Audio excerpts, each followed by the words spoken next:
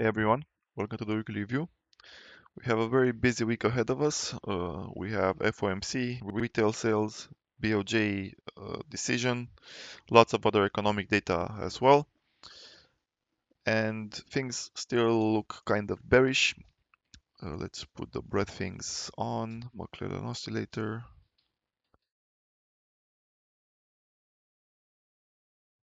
switch to daily.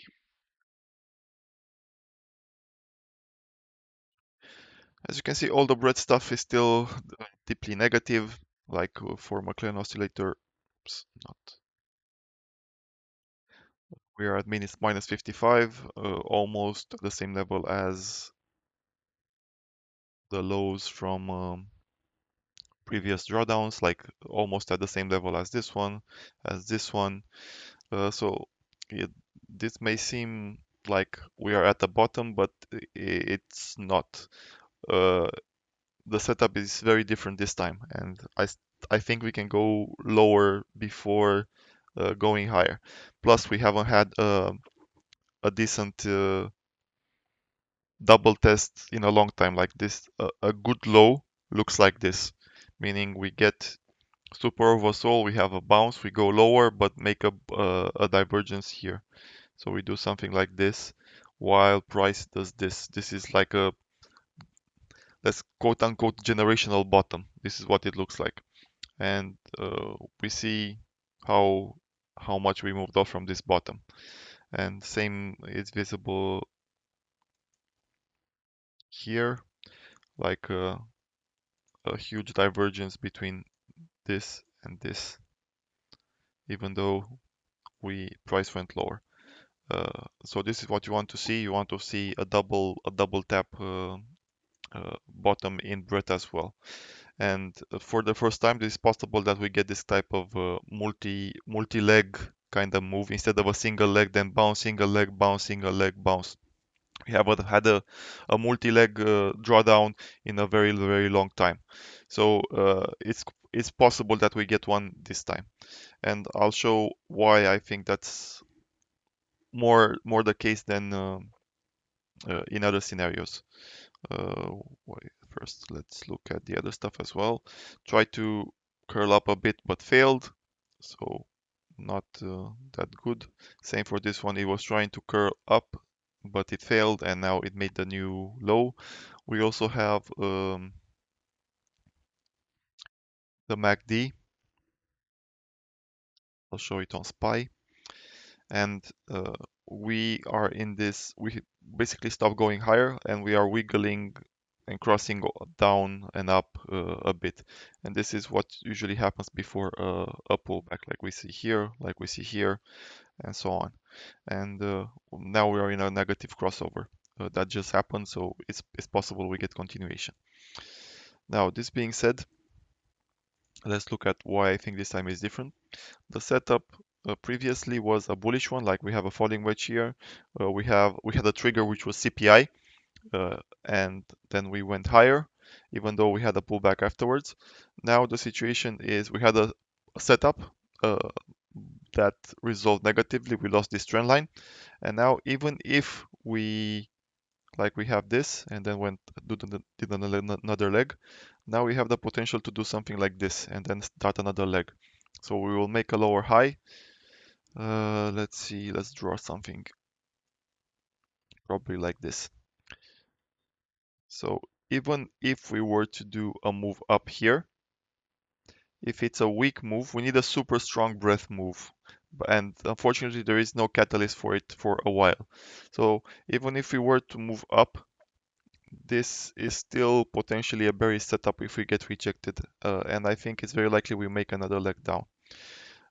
And the calendar and timing is perfect for this. Basically, tomorrow we have tomorrow Wednesday we have expiration. Is Wednesday's expiration, but is settled based on Tuesday's close. So even though Wednesday is still part of the calendar for the expiration, you cannot trade the contracts that are expiring. It's based on the settling price on Tuesday, sorry. So basically from Tuesday until Christmas, until the 24th, because Christmas is the day off, we have a massive window of weakness in which we can go lower. Um, Plus, a lot of VIX positioning expires.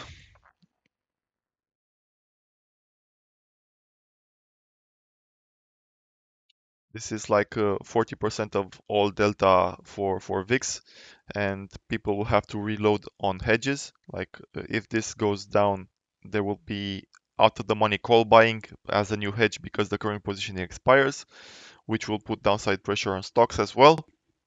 And even though we see this bounce in pre-market, like it's not really that bullish on lower times. It's like, for example, this is IWM. We have lower high on price and higher high on RSI. This is a hidden bearish divergence. It means that the bounce happened and it was so weak that it didn't even do an equal high. And this is likely means that we have another leg down coming up soon.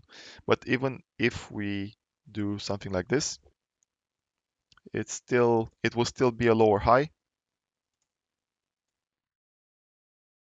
and let's say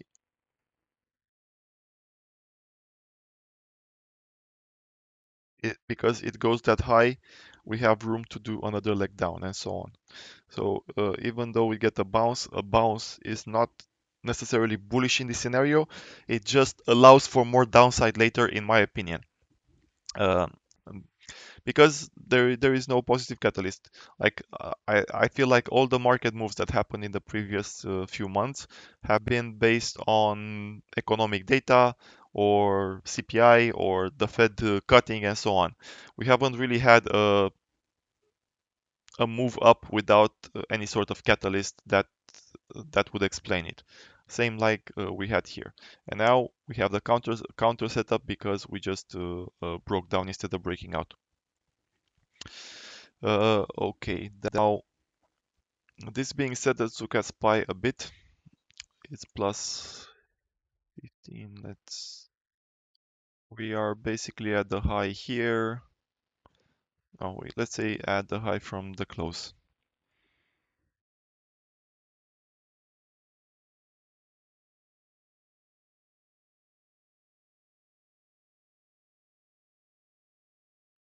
So we are around here. We lost this band from the AV up from the low. So we are here. Uh, we could go back above again, like do something like this. But I still think we continue the trend of lower highs and we get rejected. Now, let's look at positioning a bit for the weekly. I would say that SPY is where it should be. Uh, very little chance that we go to 610 or even 615. This seems extremely uh, improbable. And if it were to happen, it's a slam dunk short. In theory, SPX will take precedent over here, and SPX wants 6K. 6K XPX means somewhere between 598 and 600 SPY. So I think XPX, because it's a huge expiration for XPX, it will take precedent and we will push towards 6K SPY. This is especially because without VIX, the positive flows that keep pushing us up will kind of go away. And all the uh, fuel that has pushed mega caps up as well, because we get into expiration, they will go away as well. So I don't expect mega caps to continue going up at the same pace that as they have until now. I would expect that we get pullbacks going into, especially for the ones that have overperformed like Tesla. Then we have QQQ, which is extremely overextended. In my opinion, it should go to 520 at a minimum. Ideally 510, but probably 520 is enough. And IWM, this one is closest to where it potentially should be. The highest level is this one, 230. Most likely it's going to be a battle for 230. Unless we get, I don't know, some sort of rally from the Fed meeting, but again, seems unlikely. Uh, Maybe the Fed will actually not cut. We'll still see how the market reacts if the Fed doesn't cut. Next, for the quarterly, again, not a lot of change. Like I still think 615 is the maximum possible even for Santa Rally.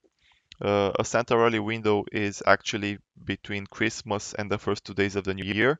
So basically 26th until the 2nd, but the 2nd is on Thursday. We include Friday as well, so it's from the 26th until the 3rd. With the current setup, Santa Rally of 3 to 5% seems extremely improbable. Let's say from this current level where we are now, just 3% would put us way above this band, which it's impossible right now basically. 3% is 622. I just don't see it. Like we need a super high breadth rally in the entire market, not just mega caps to get this 3%. It seems impossible. And if the current situation continues, basically mega cap favored. Let's look 1 week performance. It wasn't even all the mega caps. It was Tesla, Google, Apple, Broadcom. It was just on Friday because of earnings. So most of this, like 22%, was Friday alone. So it didn't really do anything. Nvidia was negative. Most of the market was negative. So last week was a bit strange. And Mhm. These are the names that will likely see some pullback into OPEX, like Tesla and Google and Apple. These are the names that I think will potentially go down. So we need a broadening rally, which what's the catalyst for that? Plus we had a breakdown. I don't see the catalyst to get IWM going up. What, the Fed cuts 50 basis points? I don't. I think the question is more whether they cut or not at all. So just 3% will be this. But if we go down a bit, let's say from here, 3% becomes exactly 615. So I think this is plausible, and 615 being the top, this will also broaden out because it would happen over a longer period of time. So this is possible if we go lower.